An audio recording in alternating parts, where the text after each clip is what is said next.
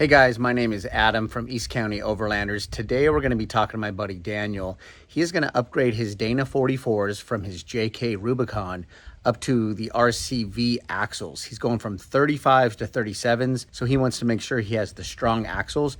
Watch the video, leave some comments if you have any questions. We're going to do it yourself out of his garage. It should be a good video. Like and subscribe, share and comment. All right, guys, I'm here with Daniel. As you can see, he's working on his front axle. Tell us what you've done, what you're currently working on right now. Glad to be on here, Adam. So I got here an RCV axle shaft. So recently upgraded the Jeep to 37-inch tires. It comes with a slew of upgraded parts required to safely and run these on the trail without breakage. So just finishing greasing this guy up. And I'll take you over here to the Jeep, let you see what we've done so far.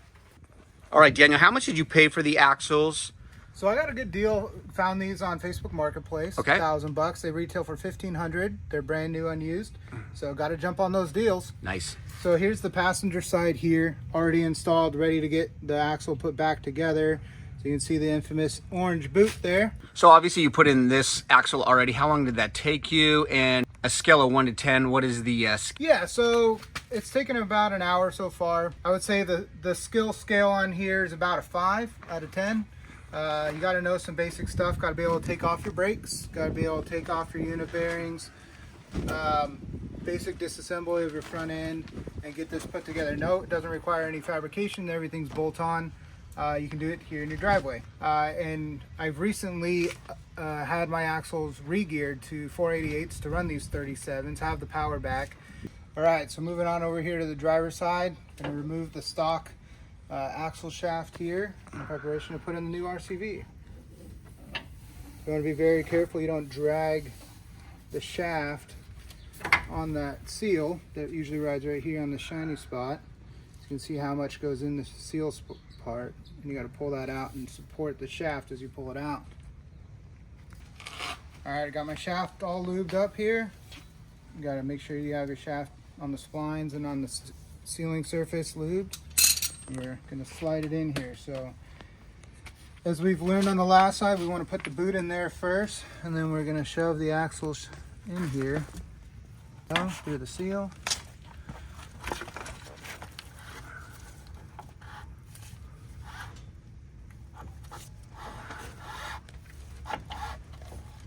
Alright, so here's the little trick we picked up.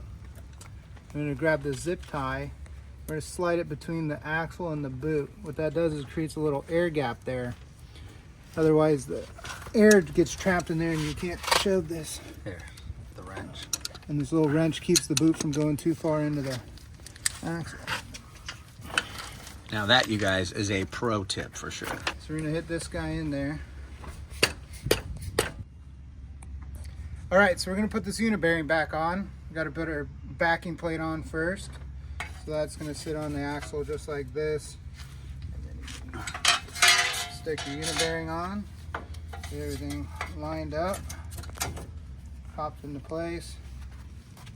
Hold that while we grab our wheel speed sensor that we removed. Fish it under here. As you can see, these little notches sit in the bracket. All right, so pro tip, can't get this bolt in here. Can't get it started because the boot's in the way. So we're going to turn the wheel to get to these bolts. You've got to turn the wheel left, right, depending which you want to access. Now it goes in no problem.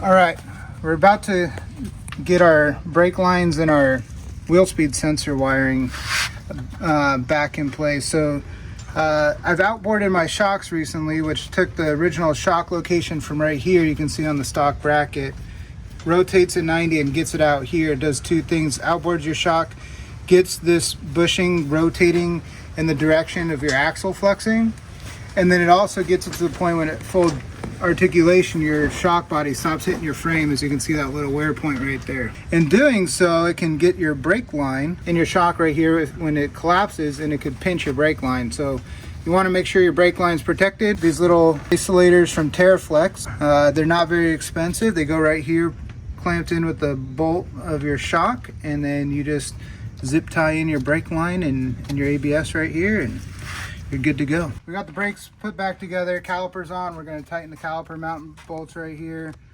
Once we do that, we'll tighten down our axle nut here, and then ready to put the tires back on.